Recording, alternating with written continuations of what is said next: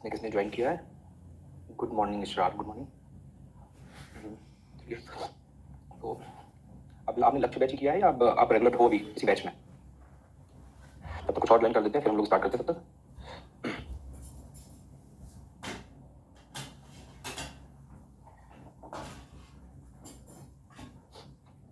बताइए इशरार एंड ज्योति, आप लोग इसी बैच में हो या किसी मतलब आपने कोई प्रॉपर बैच कर किया है या आप इसी लक्ष्य अधिकारी बैच को ज्वाइन किया अपना?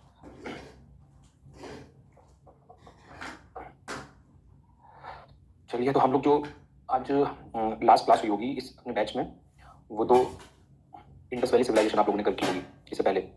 और राधे राधे गायत्री, राधे राधे स्प्रिया, गुड मॉर्निंग सर। ये कहाँ चल गए, मतलब उपासना क्या बोल रही है? तो देखो इसमें कुछ अपने बैच वाले भी हैं वो वाले ना जो हम लोग कर रहे थे, तो मैं ट्राई करूंगा वहाँ पे एक टॉपिक रह गया था ना आज, जैसे हम लोगों को वैदिक काल करना है, वैदिक सभ्यता। इसका ये बैच तो लिया भी नहीं है हमने, अच्छा नहीं ये बैच लिया नहीं होगा, ये बैच एक ओपन बैच स्टार्ट हुआ, आपको इसके बारे में पता नहीं है? बताया तो होगा, सभी टीचर्स ने बताया होगा। ये लक्ष्य अधिकारी बैच के नाम से ये लॉन्च हुआ है, अधिकारी के नाम से, ठीक है। और इसका टारगेट, हाँ तो ये आपको पता होगा। तो इसमें क्या होना है कि वीकली क्लासेस चलेंगी। जैसे अगर हिस्ट्री है, जैसे ये आज कौन सा दिन है? वेडनेसडे है ना आज? हाँ वेडनेसडे है आज, तो ये हिस्ट्री अपनी इतिहास जो है ये वेडनेसडे चला करेगा हिस्ट्री। नहीं हिस्ट्री एक सब्जेक्ट एक चला करेगी, ठीक है। तो हिस्ट्री वेडनेसडे चला करेगी तेरी 9 बजे से 9 AM पे चला करेगी। तो ऐसे ये सिस्टम ये चलेगा। इससे पहले आपकी पॉलिटी हुई होगी, ठीक है। आज फिर आपको आपकी ज्योग्राफी होगी। तो शायद 2 बजे से फिर से इसमें इसकी क्लास है लक्ष्य की, ठीक है। तो ऐसे ये क्लासेस होंगी इसकी, ये ओपन बैच है, सभी के लिए बैच है। तो अब मोस्टली मतलब ठीक ठाक जो चीज़ें, खैर मेरे हिसाब मेरे लिए तो बड़ा काम की चीज़ ये टॉपिक, इसलिए मैंने पहला अपना चूज किया था। लिंक आप लोगों को इसका मिलेगा नहीं, लिंक है नहीं क्या? लिंक टेलीग्राम पे मिल जाएगा, टेलीग्राम पे वो करो, टेलीग्राम पे डाल देता हूँ इसका वो। एक सेकंड रुकना।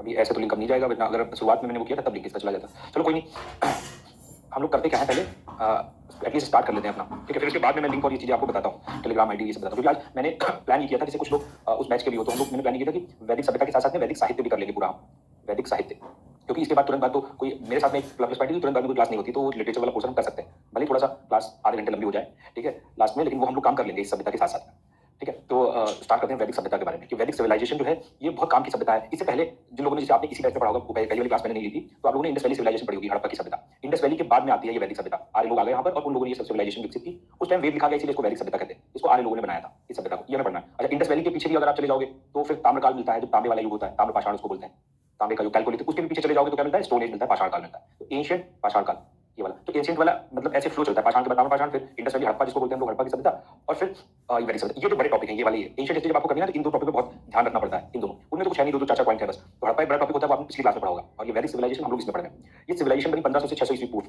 ठीक है। 1500 ईस्वी पूर्व से लेकर 600 ईस्वी पूर्व में ये सिविलाइजेशन विकसित हुई। इसमें वेद लिखा गया, इसलिए इसको वैदिक सभ्यता कहते हैं। ये आर्यों ने बनाई। इसका एक नाम और है, इसको हम लोग आयरन एज भी कहते हैं, आयरन एज सिविलाइजेशन, या हिंदी में इसको बोलते हैं लौह युगीन सभ्यता, लौह युगीन सभ्यता। क्योंकि इस सिविलाइजेशन में आयरन का बड़ा इस्तेमाल, बड़े पैमाने पर इस्तेमाल किया गया, पहली बार इस्तेमाल किया गया लोहे का, इसलिए इसको लौह युगीन सभ्यता भी कहा जाता है। दूसरा नाम इसका, जैसे हड़प्पा को कांस्य युगीन सभ्यता कहते थे, ब्रोंज, क्योंकि कांसा बनाया गया यहाँ पर हड़प्पा के टाइम पे, इसलिए हड़प्पा की सभ्यता को कांसे की सभ्यता भी कहते थे। वैसे यहाँ पर ये ब्रोंज सिविलाइजेशन। अब अच्छा शुरुआती वाली बेसिक चीजें हम लोग थोड़ा सा जल्दी करेंगे, क्योंकि तभी हमारा साहित्य लिटरेचर तक हम लोग कर पाएंगे। ये टॉपिक इतना बड़ा है वैदिक सिविलाइजेशन वाला कि कम से कम 2 क्लास तो ले ही लेता है, लेकिन फिर भी अगर हम लोग मतलब इसको 2 पार्ट में करते हैं हम लोग, कि पहले तो सभ्यता को समझना होता है कि क्या थी सभ्यता। सभ्यता का मतलब एक चीज तो ये तो पता होगा, आप समझ सकते हो इस चीज को। सिविलाइजेशन का मतलब ये है कि वो लोग कैसे रह रहे थे, हाँ कि वो कैसे रह रहे थे, क्या खाते थे, सामाजिक स्थिति उनकी कैसी थी, आर्थिक स्थिति कैसी थी, ठीक है। क्योंकि ये विकसित हो चुके थे पूरी तरीके से, इसलिए ये चीज इंपॉर्टेंट है सभ्यता। अभी तक लोग धीरे धीरे ज्वाइन किए जा रहे हैं ना, तो ठीक है, इसलिए थोड़ा 2-4 मिनट लेट हो गया तो सही है। ज्वाइन किया तो जल्दी ज्वाइन किया करो। Good morning, good morning, good morning. चलो तो देखो अब बात आती है कि जो ये आर्य लोग आए, इसमें ये आर्य आए कहां से, जिन्होंने वैदिक सभ्यता बनाई। अब लिंक आया है, चलो कोई नहीं, लिंक जब आया तब आ जाओ, कोई बात नहीं। तो ये आर्य लोग आए कहां से, ठीक है, आर्यों का ओरिजिनल प्लेस कहां पे था। तो आर्य के ये कॉन्सेप्ट दिए गए, कई लोगों ने अपने अलग अलग तरीके के सिद्धांत दिए कि आर्य भारत में कहां से आए, क्योंकि ये आर्य जब आए इन्होंने ये सभ्यता बनाई है, विकसित की है। तो इसमें 2-3 कॉन्सेप्ट हैं, जैसे दयानंद सरस्वती ने बोला ये तिब्बत से आए। यहाँ पे दयानंद सरस्वती पर ये सबको समझ में आर्य समाज बनाया था इन्होंने अपना कॉन्सेप्ट दिया तिब्बत से। बाल गंगाधर तिलक ने तो बुक लिख दी थी आर्कटिक होम ऑफ वेदास, बहुत पूछी जाती है किताब आर्कटिक होम ऑफ वेदास की। ये आर्य लोग आर्कटिक से आए, आर्कटिक मतलब उत्तरी ध्रुव से, उत्तरी ध्रुव से आए, बाल गंगाधर तिलक ने बताया। विलियम जोन्स जो इतिहासकार थे यहाँ पे रहे, कौन बताएगा? विलियम जोन्स ने एक सोसाइटी बनाई थी, क्या नाम था उसका?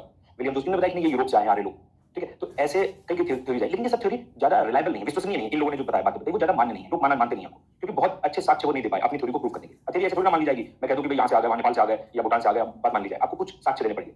और वो साक्ष्य मैक्स मुलर ने दिए। ये मैक्स मुलर ये बहुत इंपॉर्टेंट व्यक्ति है, नोटेड कैसे करें?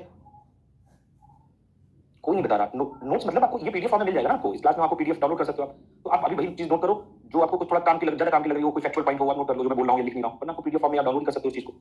तो समझो ज्यादा उस चीज को, उसको आप। तो देखो मैक्स मुलर जो था, उसने ये जर्मनी का था, और ये भारत में काफी टाइम पे रहा मैक्स मुलर। मैक्स मुलर ने एक बहुत फेमस बुक लिखी है इंडिया के बारे में, और उसका नाम है sacred books of the east.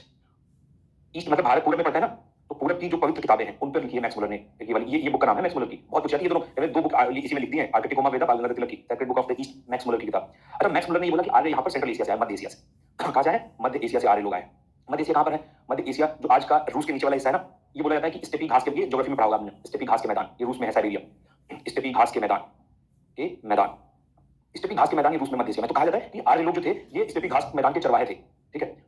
India का वेस्ट, हाँ लेकिन इंडिया से बहुत दूर वेस्ट, मध्य एशिया जो है रूस के नीचे, जो आज वो है ना कजाकिस्तान, किर्गिस्तान, तुर्कमेनिस्तान, ये वाले जो राज्य देश है उस एरिया को मध्य एशिया कहा जाता है। तो मैक्स मुलर ने कहा कि आर्य लोग स्टेपी घास के मैदान या सेंट्रल एशिया से इंडिया में आए, यहाँ से आए, और इसकी बात सबसे ज्यादा मानी जाती है, ठीक है। इसलिए अगर आपसे पूछा था आर्य भारत में कहाँ है, कहाँ से आए, तो आप ये चीज बताओगे कि अकॉर्डिंग टू मैक्स मुलर आर्य मध्य एशिया से, स्टेपी ग्रासलैंड से भारत में आए। और इसका उन्होंने प्रूफ भी दिया, अभी मैं बता रहा हूँ, प्रूफ कर दिया। लेकिन ये भी थ्योरी पता होनी चाहिए, क्वेश्चन बहुत पूछा था कि किसने कहा आर्य तिब्बत से आए, किसने कहा आर्य उत्तरी ध्रुव से आए, किसने कहा यूरोप से आए ना, तो ये वाली थ्योरी पूछी बहुत जाती है। मैक्स मुलर ने प्रूफ दिया, कैसे प्रूफ दिया उसने? दो तीन तरीके से प्रूफ दिया उसने, कि जैसे उसने एक प्रूफ दिया, ये देखो बड़ा अच्छा है। स्पृहा क्या बोलियो, स्पृहा कहाँ पहुंच गई? तो मतलब क्या ज्योग्राफी बताओ, ऐसे ऐसे अभी एग्जाम देने जा रहे हो आप लोग। मलक्का स्टेट कहाँ पे है? मलक्का स्टेट कहाँ है? यहाँ पे मलक्का स्टेट कहाँ से आ गई? मलक्का स्टेट तो तुम्हारी इधर ईस्ट की तरफ हो गई ना, भारत के भी पूरब में हो गई, ये तो बिल्कुल अलग डायरेक्शन की बात हो रही है। हम भारत के पश्चिम में जा रहे हैं, मध्य एशिया में। मलक्का तो इंडोनेशिया और वहां पे हो गई ना। अच्छा पूछ लो, मलक्का स्टेट से कौन आए थे? कौन, मतलब और इंडिया में कौन आया? इसमें कोई ट्राइब का पूछ रही हो क्या? अब ये क्वेश्चन या तो पूरा क्लियर करो तब कुछ समझ में आए। मलक्का स्टेट से जो यहाँ पे ऑस्ट्रेलाइड लोग हैं, जिनको ऑस्ट्रेलियन नस्ल का बोला है ना, ऑस्ट्रेलाइड रेस जो है इंडिया के ट्राइबल लोगों को बोला जाता है। इसमें आपने इंडिया में जो नस्ल के हिसाब से अगर देखा जाए ना, नस्ल अलग चीज होती है, धर्म जाति से अलग नस्ल होती है। तो जो ट्राइबल ओरिजिन इंडिया का है उसको ऑस्ट्रेलाइड रेस कहा जाता है।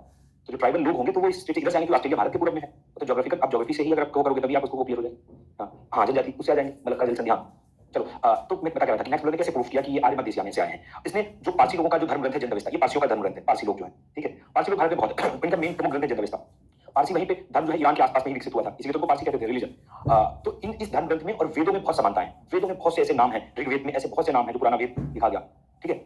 ऋग्वेद में हाँ बहुत से नाम हैं जो जनदवेस्ता में भी, इंद्र का नाम है उसमें, अग्नि का नाम है, ठीक है, ऐसे नाम है जनदवेस्ता में भी। तो इसलिए उसने एक लिटरेचर का प्रूफ दिया कि जो साहित्य है वो उसके जो शब्द है उसमें वो एक जैसे हैं, और इसलिए ये लोग एक ही जगह से विकसित हुए और फिर इन्होंने पलायन किया, माइग्रेशन किया। तो पहली चीज अब कोई बता रहा है एशियाटिक सोसाइटी, विलियम जोन्स की, पूछा था कितनी देर पहले।